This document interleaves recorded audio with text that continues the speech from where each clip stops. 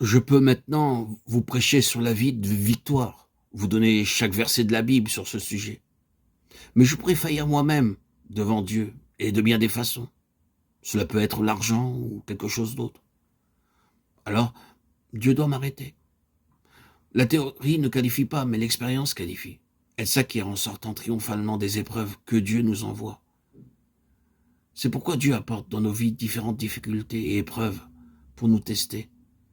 Quelques-uns faillissent, d'autres triomphent. Dans Nombre, chapitre 14, versets 21 et 23, nous voyons des hommes auxquels furent données 10 chances. Pourtant, ils faillirent.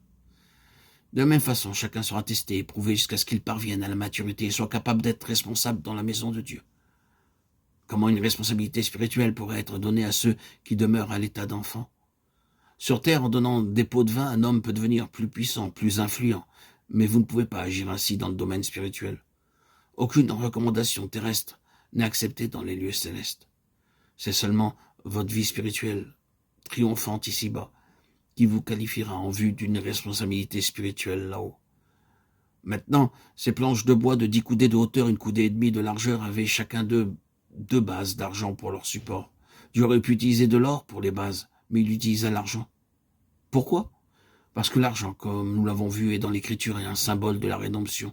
C'est le symbole du prix que notre Seigneur Jésus a payé lui-même pour nous racheter. Lorsque le peuple offrit l'argent de la rançon, le riche ne pouvait pas donner plus et le pauvre ne pouvait pas donner moins. Exode 30:15. Personne ne pouvait dire « je suis meilleur que mon voisin ». Nous sommes tous également précieux pour Dieu. Il a payé un prix pour tous et tous ont le même droit et le même accès à son trône. Le chiffre 2 dans la Bible est le symbole d'unité dans la communion fraternelle, Matthieu 18:19. Chaque planche reposait sur 2 bases. Sans cela, il ne pouvait pas y avoir de stabilité. Ces 2 bases d'argent étaient ainsi placées pour donner à la planche force, fermeté et stabilité. Un secret du maintien de la fermeté dans la vie spirituelle est de reconnaître que dans les choses spirituelles, vous vous tenez sur les mêmes fondations que vos amis croyants. C'est votre constante unité en Christ, votre position ensemble, tout ce que vous approuvez sur terre, priant dans l'unité, adorant dans l'unité. C'est votre témoignage dans le sanctuaire. La haine, la jalousie ou l'envie intérieure apportent des luttes. Il ne doit y avoir aucun conflit dans la maison de Dieu.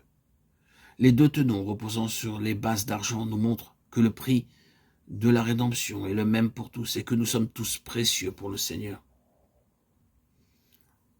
Le sanctuaire était divisé par le voile en 2 parties. Le sanctuaire intérieur nous parle de notre vocation céleste et le sanctuaire extérieur nous parle de notre vocation terrestre.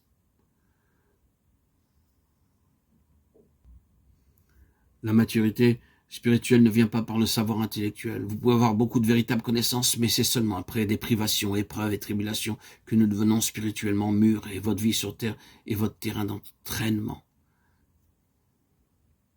Chaque planche avait 10 coudées de longueur. Le numéro 10 dans la Bible est le nombre de la maturité.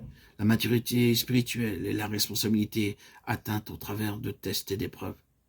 Ce sont ceux qui sortent triomphants de ces 10 jours de tribulation qui recevront la couronne de vie, Apocalypse 2:10.